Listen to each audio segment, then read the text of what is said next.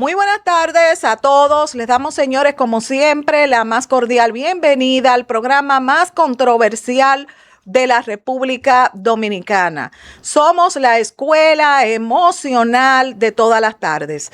Bueno, mis amores, hoy es jueves y vamos a compartir la reflexión correspondiente a esta tarde. Hoy hacemos una pausa para elevar nuestras oraciones por Venezuela.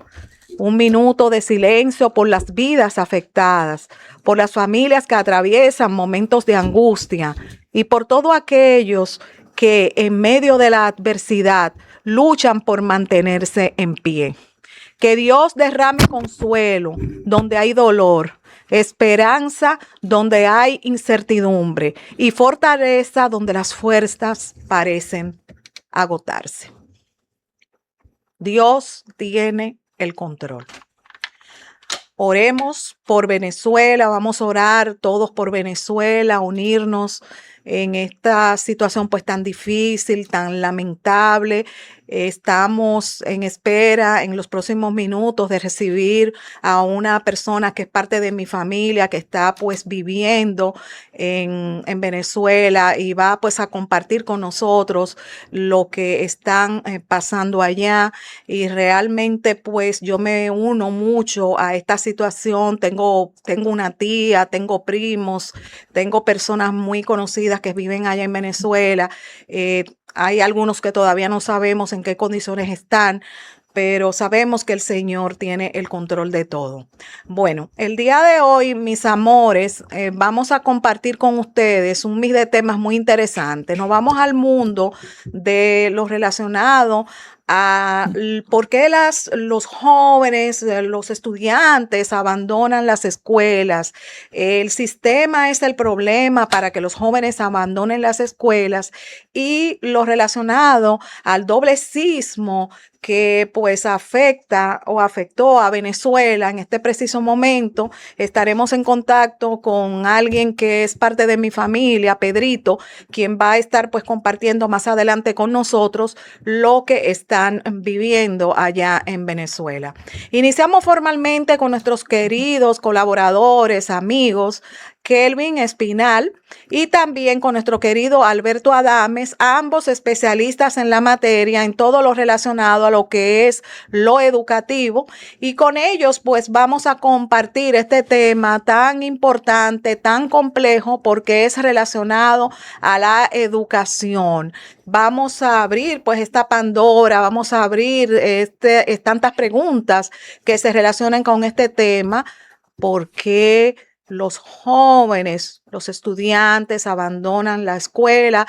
¿Y cuál sería pues ese papel o esa causa principal de esto? ¿Qué ocurre con el Estado? Vamos a ver aquí hay mucha controversia. Buenas tardes, chicos, bienvenidos a su casa. Buenas tardes, Cris, esperando que te encuentres bien. Buenas tardes, Alberto, esperando que también te encuentres bien. Y es un tema en el cual hoy vamos a dialogar muchas vicisitudes y a quitar o a eliminar muchos teoremas o cosas que mitos las personas no entienden prácticamente.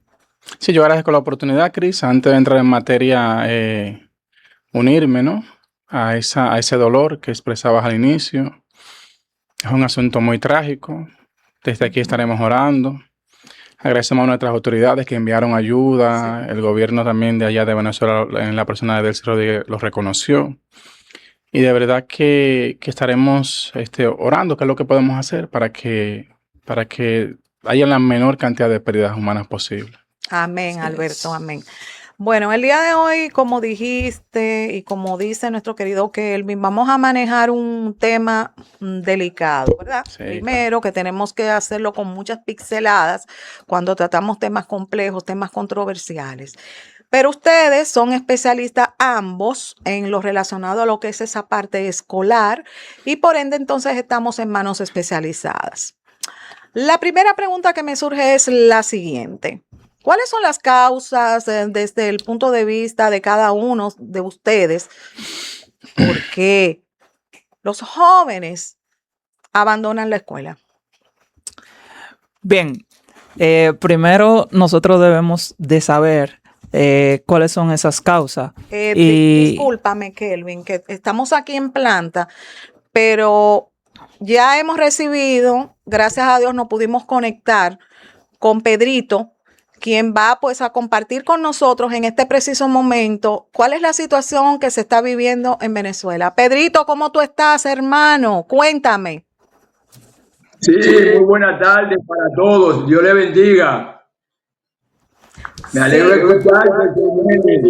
Gracias, Pedrito. Sabes que aquí, pues, gracias por haberme dado el privilegio de cargarte recién nacida, que te cargué hasta tus 5 años. Así mismo, señores, Pedrito, tenemos antes de que Pedrito pues inicie con nosotros esta situación tan lamentable. Pedrito es alguien que es de la familia, trabajó muchos años con mi papá en los negocios que papi tenía, y Pedrito pues es parte de la familia, me cargó, señores, cuando yo tenía 5 años, como él acaba de compartir, y hemos estado aquí, pues desde República Dominicana, muy conmovidos, tristes con esta situación que está pasando Venezuela y por ende nuestro querido también Pedrito, que es parte de la familia. Pedrito, ¿cómo ocurrieron los hechos? Cuéntame qué fue lo que pasó. Fíjate, yo estaba ayer a las 6 en punto tomándome un café con un pancito.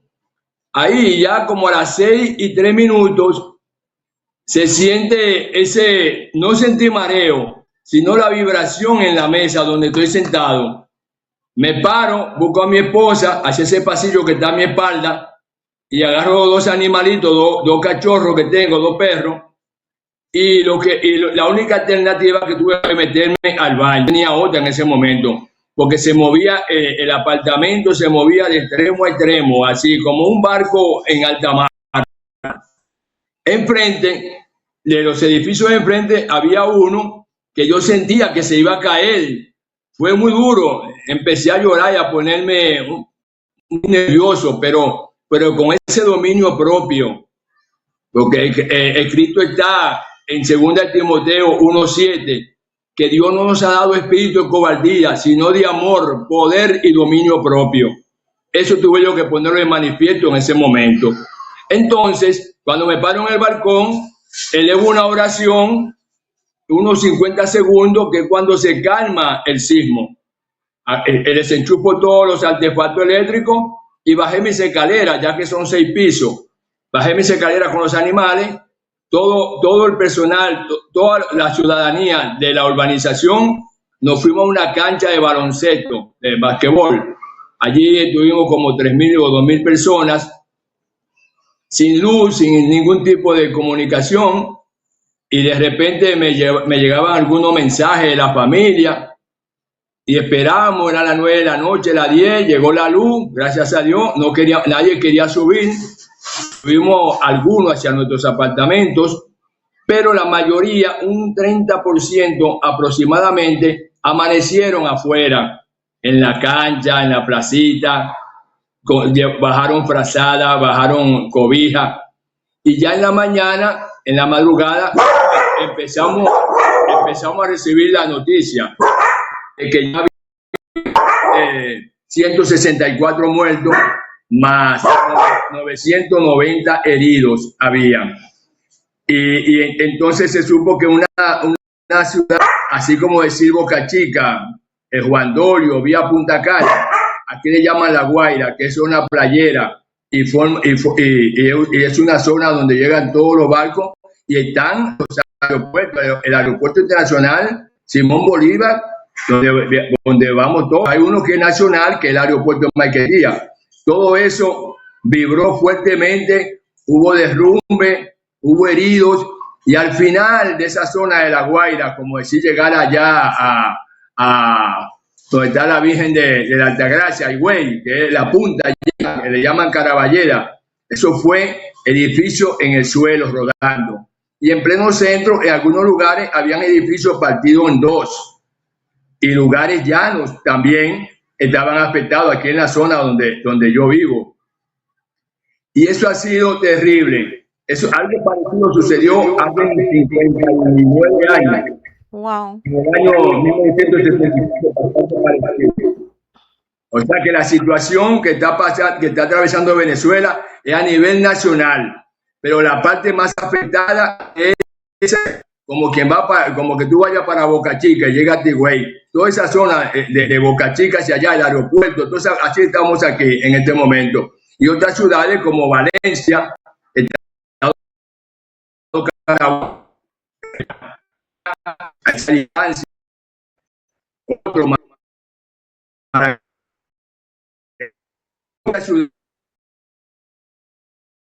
Pedro, muchos lugares. Estamos Muy hasta ahora observando, porque aquí wow, observando imágenes. ese es el testimonio por ahora aquí en la casa, Sí. ya que el metro se paralizó, las clases, los trabajos, todo está paralizado. Pedro, escucha, para preguntarle algo, ¿me escucha? Sí, Sí, copio. sí. ¿Cómo valoran ustedes la respuesta de las autoridades ante esta situación de emergencia? Hasta el momento. Hasta el momento, sí. Sí, sí, que están trabajando, sí, sí, y esperando lo que vienen de Estados Unidos, de República Dominicana, de México, El Salvador. Ya la presidenta de Venezuela, la presidenta encargada, se ha comunicado con Bukele, con Abinader, con Donald Trump y el otro de México. Por ahora, sí están trabajando duro, están trabajando, se ve, en el canal del Estado se ve que están trabajando duro. Otra preguntita también.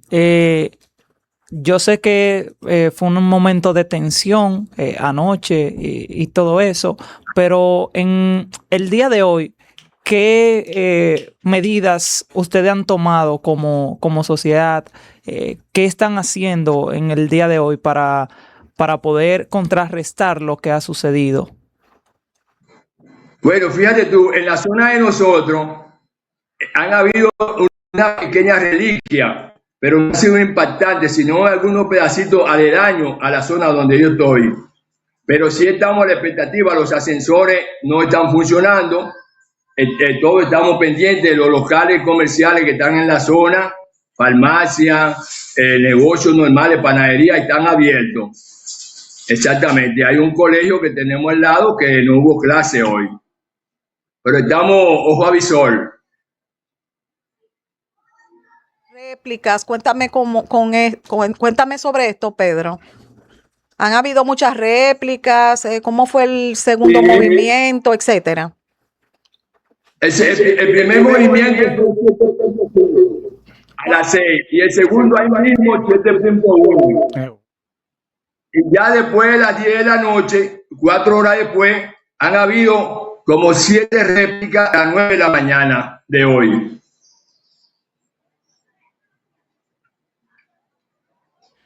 7.5, 7.1 y después varias réplicas, Pedro, fue lo que usted especificó. Después de 4 horas. ¿Y cómo manejan ustedes el asunto de la incertidumbre? Porque usted decía que obviamente son cosas que uno no la está esperando. Y en segundo punto, ¿no es recomendable primero una evaluación técnica de las autoridades antes de volver al hogar? Porque de repente uno puede pensar que la casa está bien, pero uno no es experto en el área y eso puede traer consecuencias a futuro porque uno no sabe si la estructura está buena, ¿no? Sí, es buena pregunta esa, la estamos esperando. Ya la mayoría en solidaridad hemos revisado nuestro apartamento, nuestras escaleras, algunos lugares, pero sí están trabajando en eso poco a poco, porque no es fácil estar afuera todo el tiempo. Hay personas que tienen niños, tienen nietos, tienen animales. Aquí hay en esta organización como 500 perros, no sé los gatos. Todos tuvieron que salir ayer. Pero sí están tomando precauciones, estamos aquí pendientes de todo, Estamos a la expectativa de lo que pueda presentar. Eso de alerta de tsunami, Pedro, ¿ustedes tienen una zona que puede estar segura? Porque decir 7.5, 7.1, varias réplicas y no, algo a destacar que él dijo que uno de esos sismos duró alrededor de 50 segundos, o sea, fue bastante tiempo y es demasiado casi alto. un minuto. Sí, demasiado. Entonces, en caso de tener una alerta de tsunami, ustedes tienen esa zona prácticamente segura para salvaguardar sus vidas. Fíjate tú, nosotros estamos en los 16 edificios, que son 16 donde yo estoy, están en una pequeña cima, una pequeña montaña, y los otros están debajo. Y más abajo de esos otros es plano, que ya son casas, son lo que le llaman casitas, así planito como en Villamella, ¿ves? Pero entonces no te puedo dar esa respuesta, qué tipo de seguridad podríamos tener en caso de un tsunami. Hasta ahora no estoy al tanto de eso, ¿eh? Según las informaciones, la parte más afectada, ¿cuál fue? Caracas. Caracas. Caracas, urbanización Chacao, urbanización Los Palos Grandes, donde hace 59 años, esa urbanización, los edificios se cayeron hace 59 años, fue en esta época, en 1967. La parte del centro, parte lugares, sí, se puede decir que a nivel nacional y a nivel de Caracas, un 70% ha sido afectada, tanto en la capital como en el interior del país. Alberto, si quieres hacer alguna pregunta a Pedro. No, Pedro, decíamos al inicio de este programa que estamos en solidaridad con ustedes. Sabemos que es muy triste. Yo estuve viendo las noticias y se estima de unos 10,000 a 100,000 personas afectadas o que pierdan la vida. Es lo que se estima según algunas estadísticas. Por ahora, cuando son las 3:10, el mismo horario allá de Dominicana, no estoy seguro que esa cifra esté. Yo le calculo unos 500 por ahora. O sea que eso, para mí, desde mi punto de vista, eso es falso. No, es imposible para mí que supere las 10,000 víctimas. Vamos a seguir esperando. Continúe. Bueno, la salvedad, porque en la noticia uno ve muchas cosas y qué bueno que usted está dando fe de que no es así. Vimos que los daños son incuantiables porque edificios completos, vimos que se fueron abajo. Se estima que eso va a afectar la economía. No sé si han hablado de algún plan de compensación para esas personas que han perdido sus hogares. No sé si han escuchado sobre eso. ¿Qué puede decirnos? Sí, han hablado, sí. La presidenta ha hablado y otro ente lo ha dicho. Sí, porque estamos esperando, estamos prematuros. Vamos a seguir esperando en el transcurso de la noche y mañana, si ustedes me necesitan, lo que yo pueda informarles, estamos a la orden. Continuaremos contigo en contacto el día de mañana para que sigas pues compartiendo con nosotros desde Venezuela los pormenores, qué está ocurriendo después de este sismo tan terrible que ha afectado a todo el país de Venezuela. Gracias, Pedro, por compartir esa situación con nosotros. Muchísimas gracias, lo valoro mucho. Te quiero mucho, Pedro. Igualmente para todos, con tus compañeros ahí. Igualmente para todos, un fuerte abrazo. Dios bendiga a República Dominicana, a Venezuela, a todos los habitantes, a sus gobernantes. Y estos son los últimos tiempos. Y creo que eso fue un mensaje, un aviso de que tenemos que arrepentirnos y hacer la paz y perdonarnos unos a los otros. Gracias. Pedro, mañana continuamos contigo para que tú sigas pues contactando, expresándonos aquí, ¿verdad que sí? Todos los pormenores de qué sigue ocurriendo en Venezuela después de este terremoto tan terrible. Gracias, valoramos el hecho de que compartas con nosotros estas informaciones en un momento que sabemos que ustedes están pues pasando una situación bastante difícil. Bueno, señores, quedamos en Q, ¿verdad que sí? Con una pregunta que le hicimos a nuestros queridos compañeros relacionado pues al tema que estamos tratando el día de hoy, porque los estudiantes abandonan la escuela. Y la pregunta que quedó pues en tapete, vamos a decir así, sobre mesa, fue la siguiente.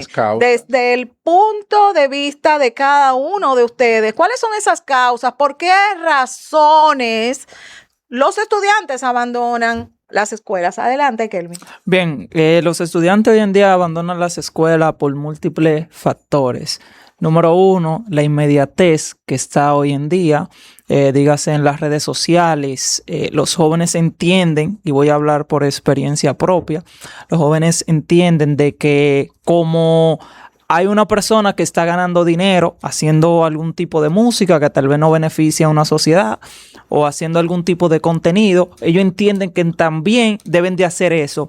Además de que el observar de que por las redes sociales pueden ganar dinero, ellos entienden que lo tienen todo. Y es cierto, las redes sociales te pueden dar dinero, pero la educación te puede dar la capacidad de poder adaptarte a los cambios que trae este mundo. Sí, Chris, agregar ahí mismo, muy interesante lo que plantea Kelvin.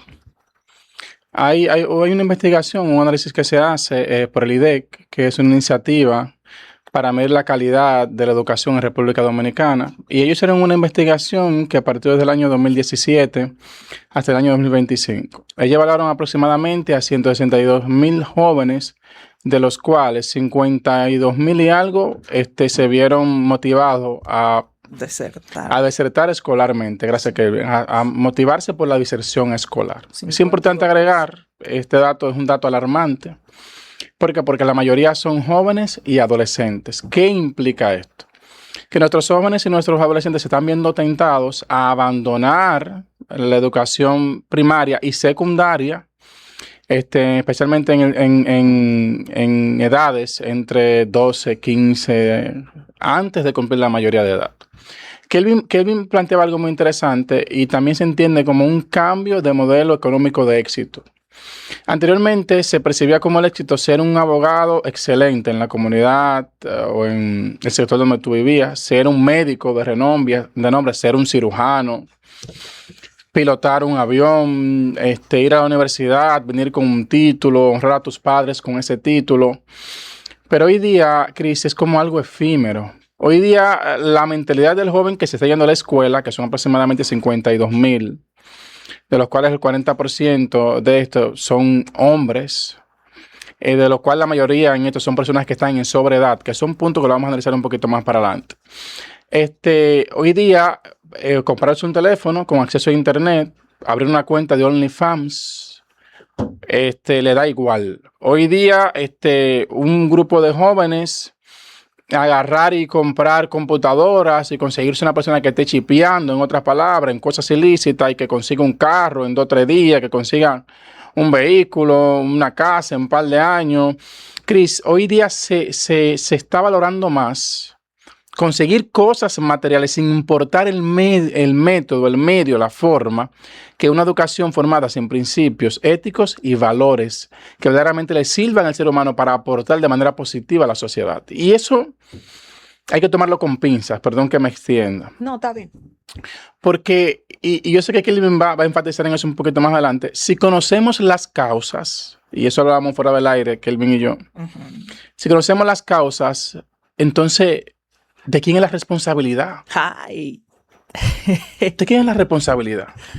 Bueno, porque no es algo que desconocemos. Bueno, entonces ustedes han traído la controversia principal.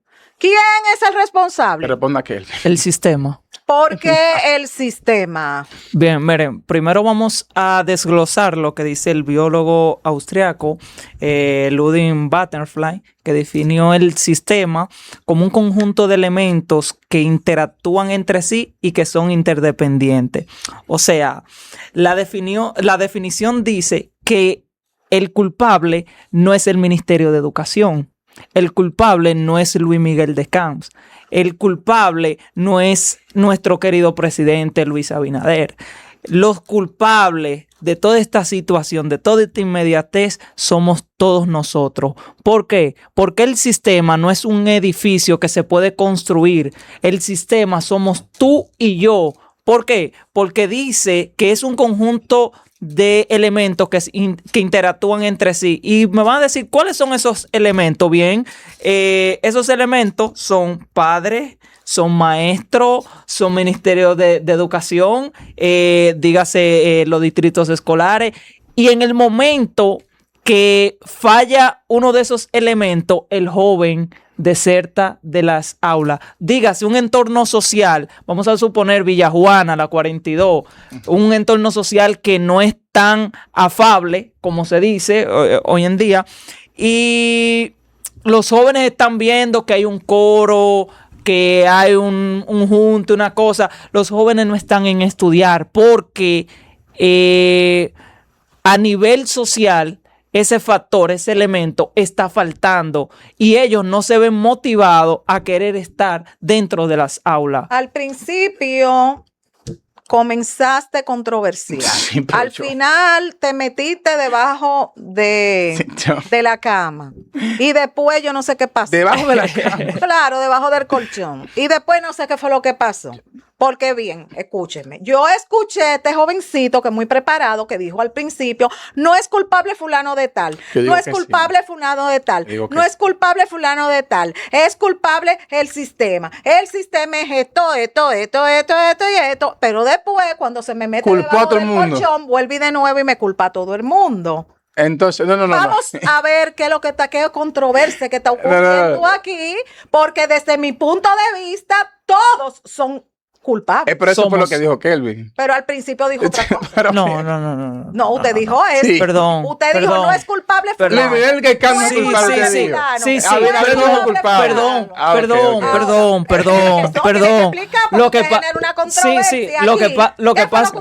lo que pasa es que hoy en día el dominicano entiende que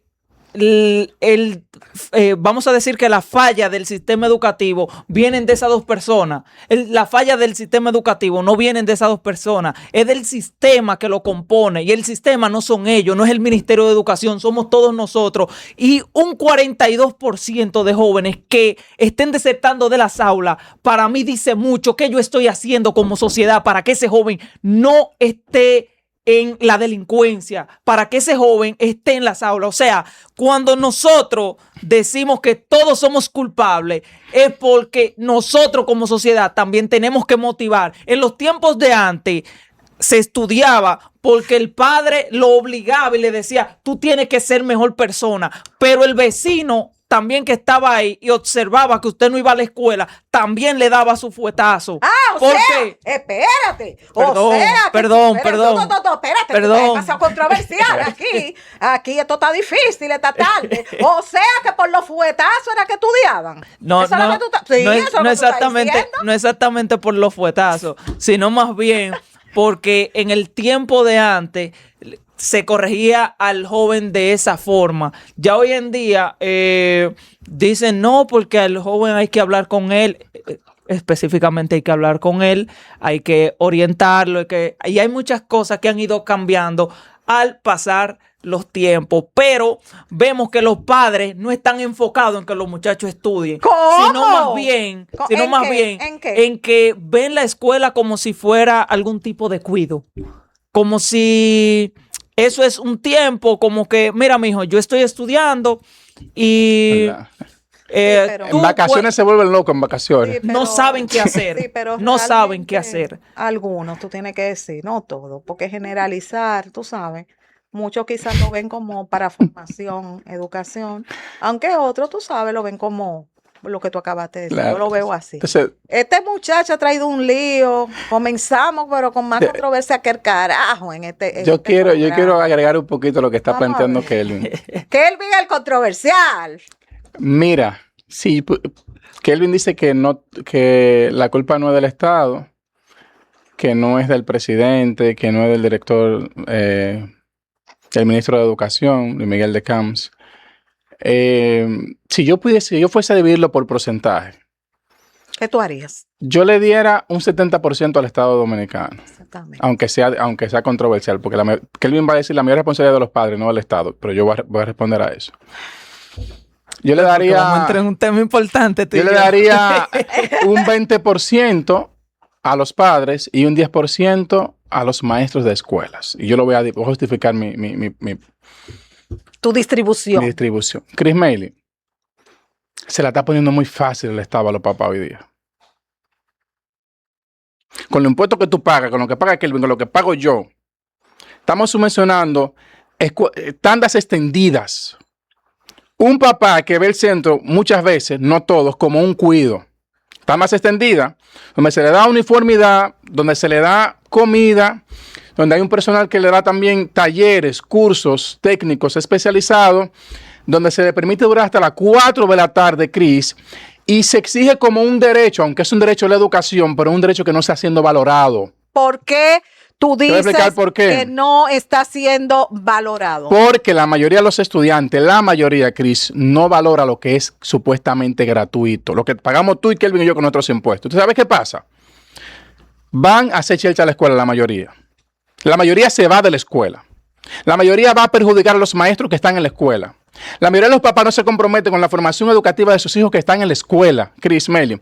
Y es como que se está invirtiendo toda la millonada del mundo, pero no hay un instrumento que mida y que le haga entender a los papás que aparte de ser un derecho, también es un privilegio. Yo te aseguro, Chris Melio, que si el muchacho que tuviera menos de 80 en su nota se le sacara ventana extendida, los papás se preocuparan para que ellos tuvieran 80.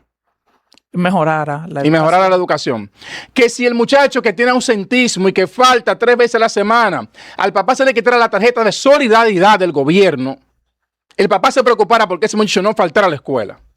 Que si el muchacho que es irrespetuoso en los centros educativos, que no respeta al director, al maestro, al personal de apoyo, que no respeta a nadie, al papá se le quitara la tarjeta bono luz.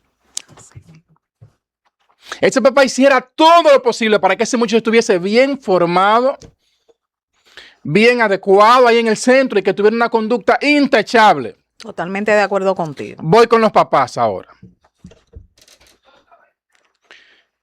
Yo no he visto una generación de padres irresponsables como esta. ¡Wow! Esta es la Alberto, pero ¿por qué generación, y tú lo digo con toda dices propiedad. eso? Que la generación de los padres irresponsables. Y Kelvin le agrega mediocre. ¿Por qué? Y mediocre. No, pero ustedes están Agrega controversiales. qué. ¿Por qué ustedes dicen Chris Mailey. que los padres de este tiempo son irresponsables y mediocres? Número 1, en el proceso formativo académico de sus hijos se involucran poco. Es lo número 1.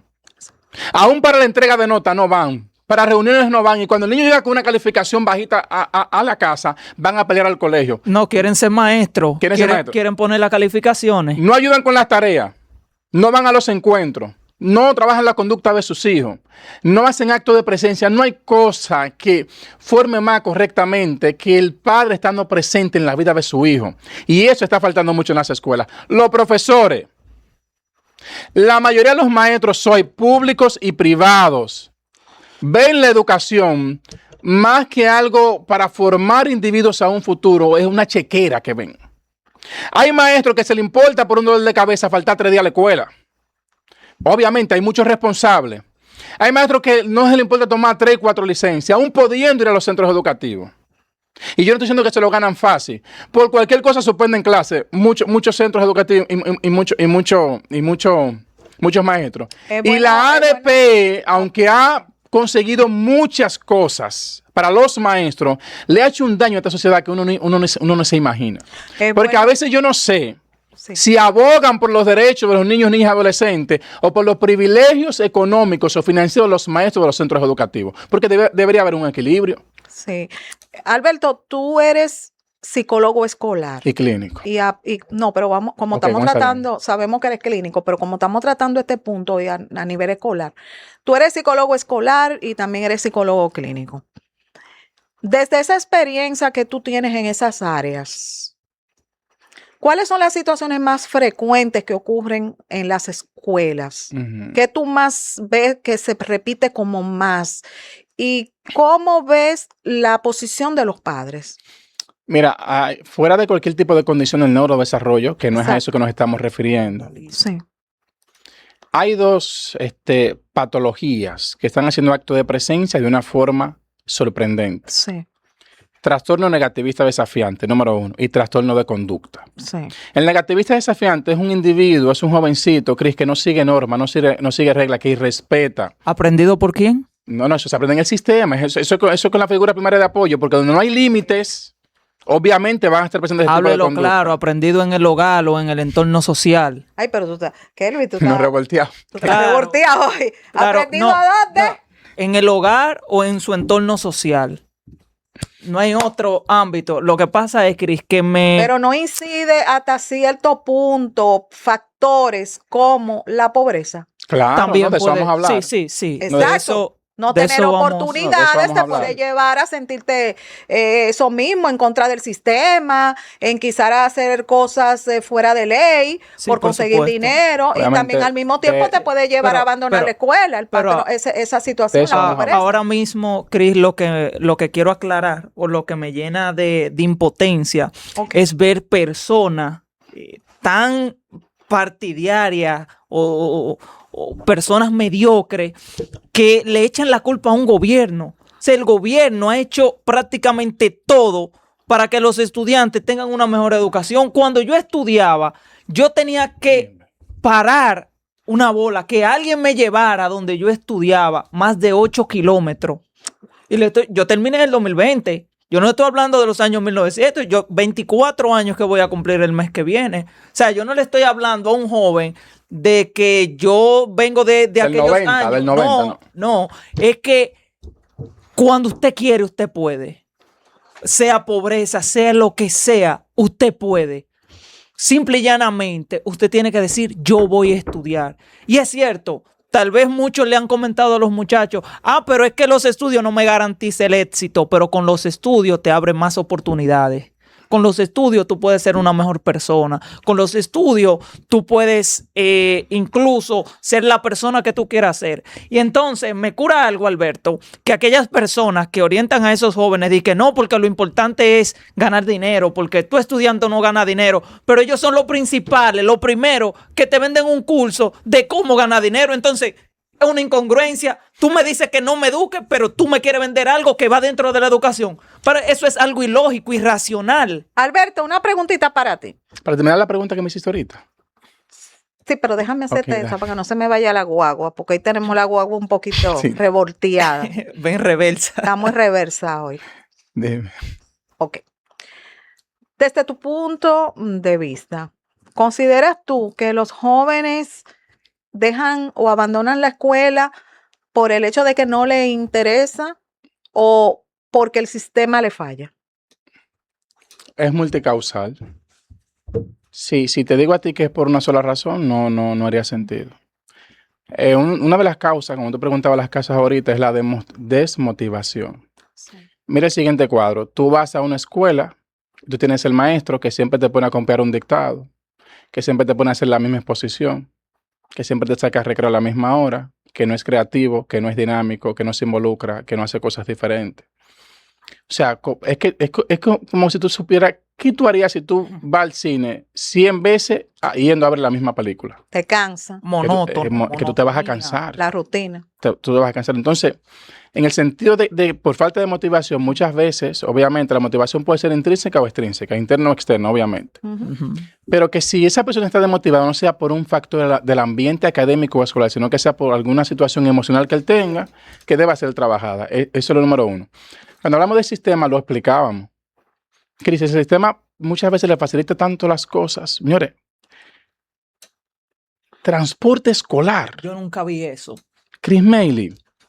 Y yo felicito esa iniciativa. Sí. Transporte escolar. Pero la alimentación también. Si yo tenía, Chris Mailey, óyeme, perdóname que me ponga como ejemplo, de caminar lejísimo a pie y caminar lejísimo a pie a la casa, y como llegaba a la casa no era jugar, era ir para el conuco con otras responsabilidades que yo tenía. Sí, es así. O sea, a uno se les enseñó que las cosas conllevan sacrificio y esfuerzo y que deben ser valoradas. Pero una pregunta de hace un rato, Chris. Hoy día, Cris, y esto es peligroso, hoy día muchas veces el entorno, la sociedad, obviamente depende del sector, pero muchas veces es como que si estuviésemos formando un conjunto de antisociales en potencia. ¿Por qué tú dices eso? El joven que lleva el vape a la escuela, que lleva un arma blanca a la escuela. Sí. Yo vi una noticia tiempo atrás, que al inicio tú la viste, que decomisaron en una Yo escuela, lo vi. que yo dije, pero ni cualquier correccional ni la cárcel de Las Parras, arma blanca, hasta machete yo vi, Cris, como 700 vape. Eso es una locura. Armas punzantes, y cuando tú dices, pero Dios mío, ¿por qué es lo que está pasando? Que a un punto que hay que tener policías escolares en las escuelas. Óyeme, obviamente cada contexto social, y vamos a hablar de eso más adelante, tiene su realidad, Chris Mailey. Pero cuando tú ves un jovencito que te lleva un vape, que falta mucho, que esté esperando el otro afuera de la escuela con un arma blanca para darle problemas, que tú citas al papá y que el papá no llega, que irrespeta a las autoridades del centro. Hemos visto casos de estudiantes que han agredido a maestros y las autoridades, bien, gracias. Para eso no hay leyes para menores, perdóname que me extienda en ese punto. Pero, claro que sí la hay. Bueno, pero no y claro que sí. Claro Vamos que a sí. escuchar a Aquel. Los jóvenes que hirieron al maestro, no recuerdo la escuela, los jóvenes fueron sometidos. están enfrentando problemas por Está eso. cambiando el sistema. Incluso, Excelente. no obstante a eso, yo había realizado un intramuro en mi colegio y obviamente como no hay un recurso para uno pagar un árbitro, yo tenía que arbitrar. Se sabe que yo no soy profesional en cuanto a arbitraje, etcétera, etcétera. Hay algunos jóvenes que lo entendieron, pero había un joven que no lo entendía así. Él entendía que él debía de ganar y que no se le cantaba falta y que esto y lo otro, a tal forma que empezó a hablar un sinnúmero de cosas y el joven me dijo que me iba a entrar a trompar, me iba a hablar. Yo hice así, levanté mi mano, la coloqué, no porque yo tenga miedo, sino porque yo no estudié de balde. ¿De qué? Yo no estudié en vano. Exacto. Yo no Te va estudié a buscar un 4 años en vano. Y le dije, Claro. en el momento que tú me pongas la mano a mí, tú vas a enfrentar problemas judiciales. Y no pasando ni 24 horas, pasó lo del maestro. El día siguiente fue citado con el padre, se le explicó. El joven entendió a tal forma de que yo soy, como dice Alberto, un maestro muy dinámico. Sí. Yo no trato de darle lo mismo a mis estudiantes, Para que no, se cansen. porque se van a cansar. Y más adelante le voy a explicar algunos proyectos y cómo deben de trabajar de manera lúdica. Y yo tengo una regla. Dentro de la cancha no se puede mencionar epítotas o malas palabras para que me logren entender. Si no, usted no juega. Usted se va y se lo digo en palabras llanas. Yo no lo quiero aquí. Así. No. Se me va. Yo no lo quiero aquí en la cancha. No, reglas. Sí. reglas. Porque cuando usted le da régimen de causa, los jóvenes cambian la conducta. Y eso es lo que no estamos teniendo como sistema, régimen de causa. Y cuando le digo que me van a hacer una pelea durante el año escolar, usted no va a jugar en la cancha. ¿Por qué? Porque usted va a entender que hay reglas, hay normas, Hay hay régimen de preceptos, consecuencias. etcétera, etcétera.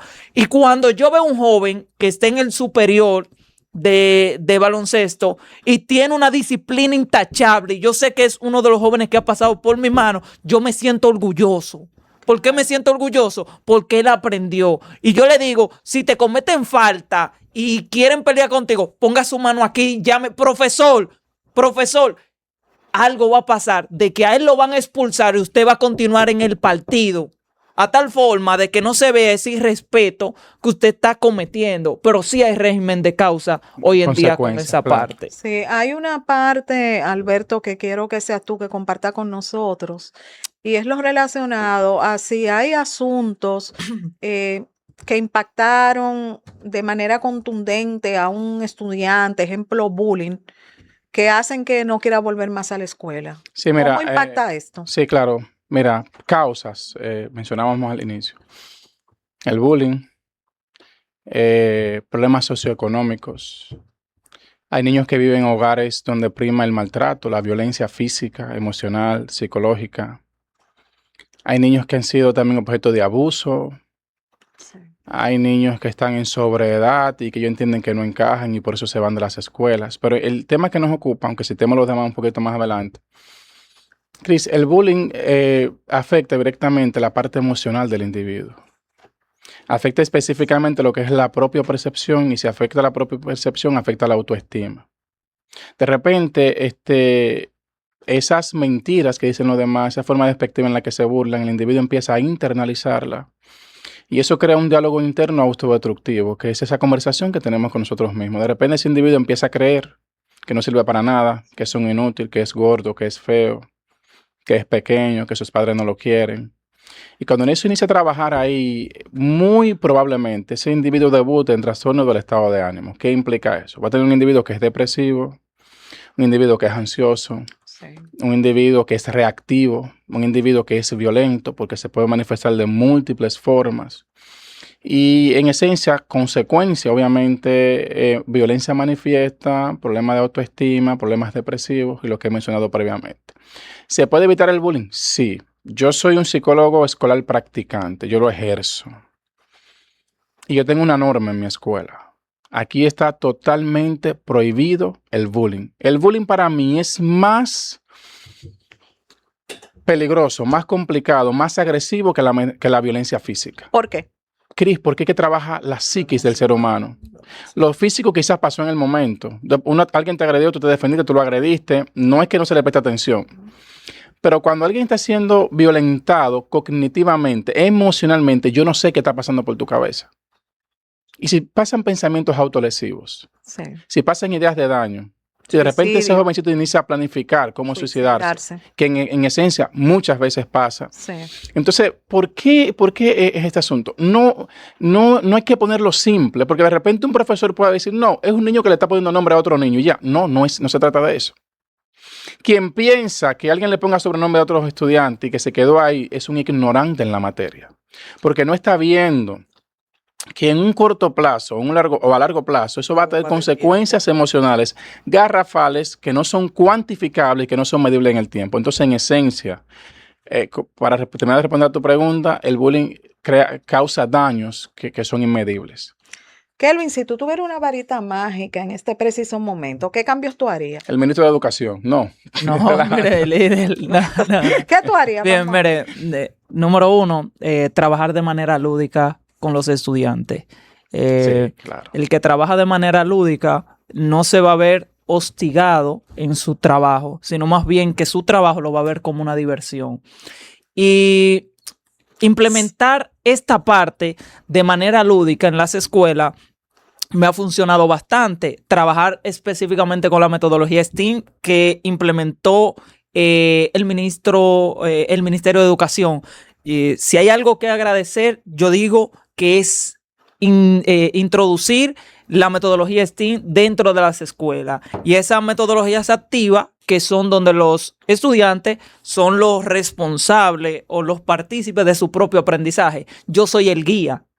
Yo debo de guiar todo aquel aprendizaje que no está acorde con lo que estipula nuestra adecuación curricular. Okay. Pero cuando usted coloca a un estudiante a realizar el teleférico, simple y llanamente como un reto, y lo realizan, no importa las fallas que tengan, no importa cualquier vicisitud que pueda pasar, pero que funcione, eso es un gran éxito, no para usted, para ellos, porque se van a sentir bien.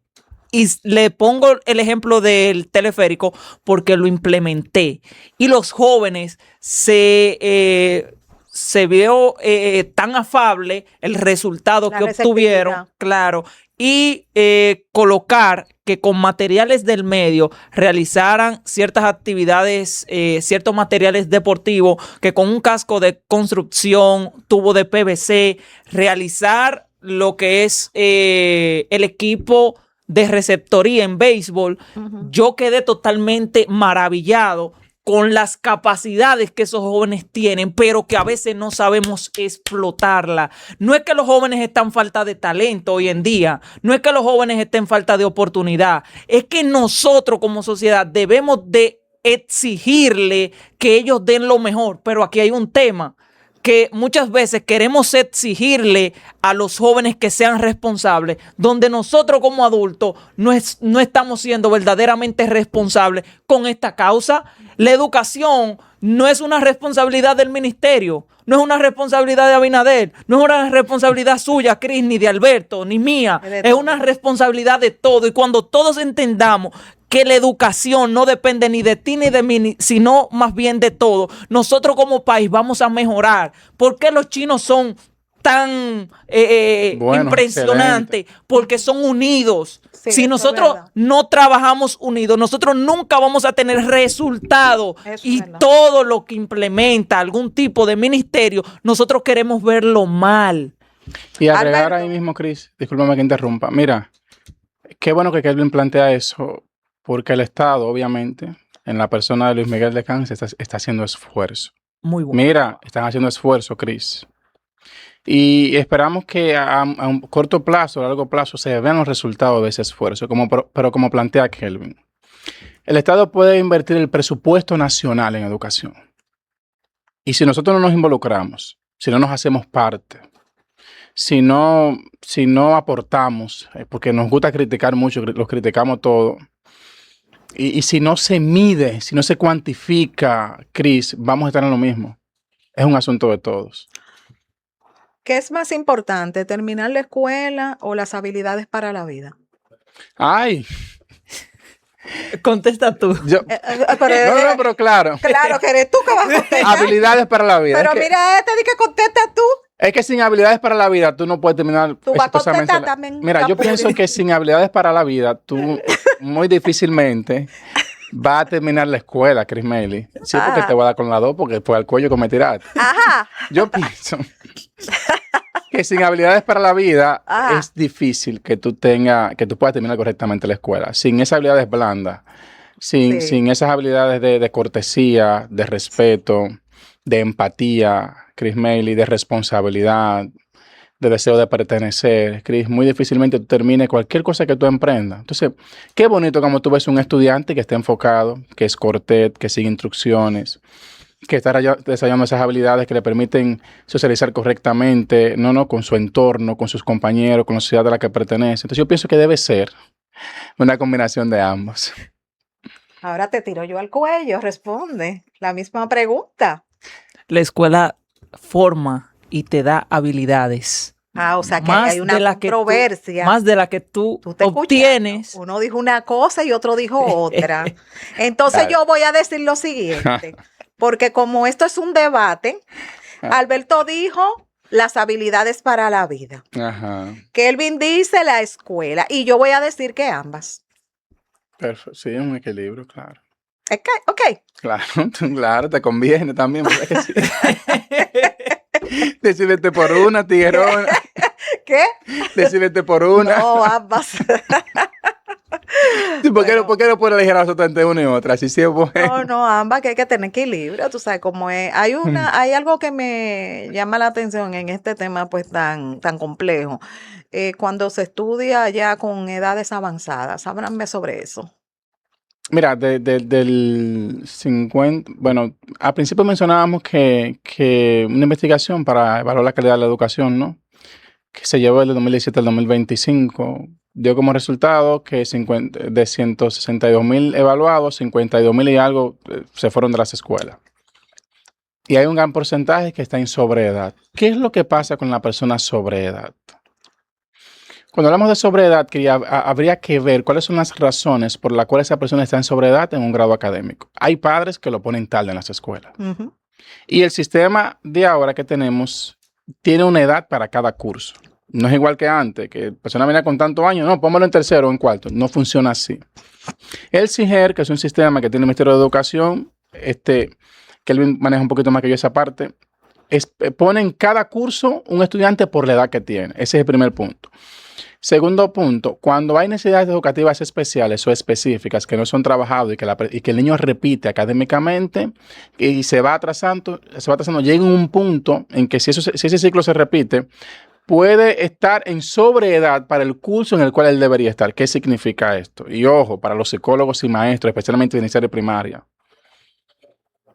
Un niño con necesidades educativas especiales o específicas es fácil de identificar. Y si tú lo haces en esos primeros años y se pueden identificar Puede condiciones mejorar. del neurodesarrollo, Cris, el pronóstico es mucho mejor. Ahora, ¿qué pasa? No, es el niño que nunca aprende a leer. ¿Cómo que el niño que nunca aprende a leer?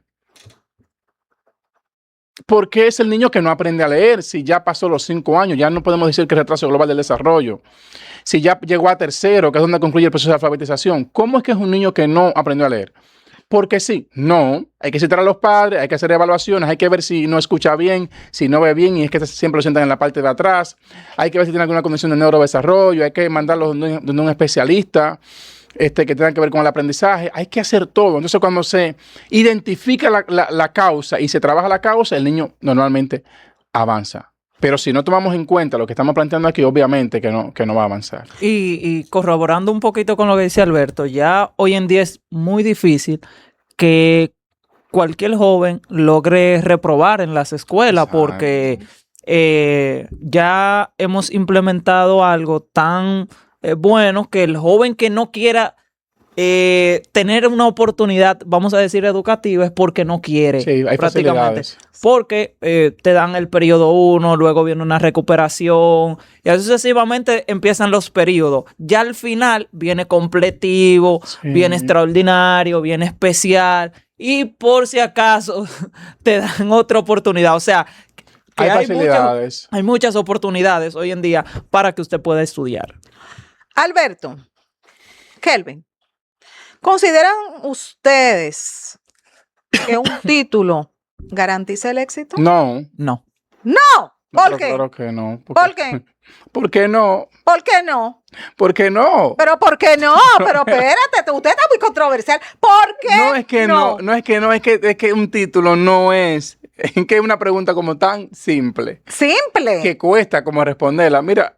Oh, espérate un momento. Es tan simple, pero cuesta responder. Sí, por la simplicidad. Porque es que la respuesta... Pues entonces respóndeme, okay. Porque me quedaste, ¿por qué no? ¿Por qué no? No, ¿Por qué no? Fluye, habla. La respuesta va a seguir siendo no, Crismeli. ¿Por qué? Es que un grado académico no garantiza el éxito de nadie. Pero lo reduce. Sí, yo estoy de acuerdo con Kelvin. Ahora, ¿qué puede hacer un título académico? Puede dejarte a la puerta del hospital, del banco, a la puerta de una escuela, a la puerta de una obra de construcción. Ahora, las actitudes que tú asumas ante esas oportunidades que se presentan, hay personas que son excelentes abogados, médicos, doctores, Cris, pero su actitud, su forma, su carácter, le cierra todas las puertas del mundo. Sí. Porque no es solamente un asunto de preparación académica, es un asunto de formación. Es un asunto de inteligencia emocional. Eso es verdad. Es un asunto de saber aprovechar las oportunidades. Es un asunto de tomar iniciativa. Hay gente que son muy buenos, pero no toman la iniciativa en nada. El título es la herramienta del éxito. Ya. Es la herramienta. Lo demás lo pones tú. Eso es verdad. Lo pones tú. Sí. O sea, así que tú crees que te responde. Entonces, ¿por qué no? Se sigue diciendo ¿por qué no? ¿Por qué no? ¿Y qué dice Kelvin? Vamos a ver para cerrar el tema. Nuevamente, yo digo que sí o que no. La educación es la herramienta para garantizar tu éxito. Si bien es cierto, la educación per se no te va a dar el éxito definitivo, pero si tú no tienes algún título, lamentablemente reduce ciertas oportunidades que se te pueden presentar en la vida. Bueno, veo a Alberto que está mirando para el techo cuando Kelvin está hablando. ¿Qué pasó? No, estoy de acuerdo 100%. No, ¿estás de acuerdo sí o no? Estoy de acuerdo 100% con lo que dice Kelvin. Claro, ¿cómo no voy a estar de acuerdo? Lo único que tú mencionabas ahorita, algo muy interesante, es el factor socioeconómico. Sí. Que no enfatizamos en eso. Es una realidad. Una persona que vive, que él le mencionaba la 42, Gualey, Guachupita, Cristo Rey, no tiene las mismas facilidades académicas que una persona que está en un ensanche. Eso es una realidad. No es lo mismo el muchacho que se levanta sin desayunar, que tiene que caminar muchísimos kilómetros a pie, que el muchacho que lo llevan a la escuela, que siempre tiene acceso a internet, que siempre tiene acceso a biblioteca, que cuando llega a la casa encuentra comida y que su única preocupación es entregar la tarea. Hay niños que su preocupación más grande es tratar con un papá irracional, inculto, violento, que se va a concentrar en todo menos en clase. Y eso se refleja en las aulas. Hay niños, Kelvin que maneja mucho las aulas, hay niños, Crismeli, que llegan a su casa sin saber que van a encontrar qué comer. Eso es verdad. Que tienen que pasar por un lugar donde sabe que hay una persona esperando lo que lo violenta. Eso es verdad. Entonces, no podemos dejar de lado el contexto socioeconómico, sociocultural y el contexto familiar. Kelvin, consejo final rápidamente. Bien, querido joven, tú que me escuchas ahí, la inmediatez de las redes sociales hoy en día están siendo un caos total. Y como joven yo te entiendo. Yo entiendo que tal vez tú quieras desarrollar alguna habilidad de manera digital para ganar dinero, pero si esas habilidades tú no las puedes auspiciar o vamos a decir sustentar con educación, lo que estás haciendo lamentablemente va a fracasar. Y como bien dije, la educación no te va a garantizar el éxito, pero sin la educación vas a perder muchas oportunidades. Mi consejo de hoy en día es que trates de tener la motivación necesaria para tú alcanzar tus logros. Yo sé que tú eres suficiente, que tú te esfuerzas bastante, pero aún así yo quiero que como joven tú te comprometas a ser un joven con valores y que quiera desarrollar más este país, que necesitan tanto de ti como de mí. Yo simple y llanamente vine a exponer algún tipo de tema, algún tipo de problemática, pero que no se queda ahí. Soy un joven que también como tú quiere proponer iniciativas para que nuestro país esté mucho mejor. Alberto. Ay, Crismel, es que la educación sin conciencia, ¿no? Y que no se valora, que es lo que pasa muchas veces. Es como poner, qué sé yo, un libro en la mano de un sicario. No va a valorar eso. Sí, bueno, realmente tengo que decirle a ambos que este tema es muy importante. Han quedado muchas preguntas todavía pendientes. Por tal razón, el próximo jueves, si ustedes tienen disponibilidad, continuaremos con la segunda parte de este tema, porque realmente no podemos cerrarlo así. Siento que hay muchos puntos todavía que tenemos que tratar. Gracias, como siempre, de verdad, por compartir con nosotros sus conocimientos sobre este tema y sobre tantos temas que comparten aquí en casa con nosotros. Bueno, mis amores, hemos llegado al final de esta entrega correspondiente a esta tarde. Será hasta mañana, si papito Dios lo permite, que continuaremos caminando, navegando, transitando por el mundo de los temas complejos. Soy Crismelis Brito Padilla, su doctora controversia. Nos vemos mañana, mis amores. Bye.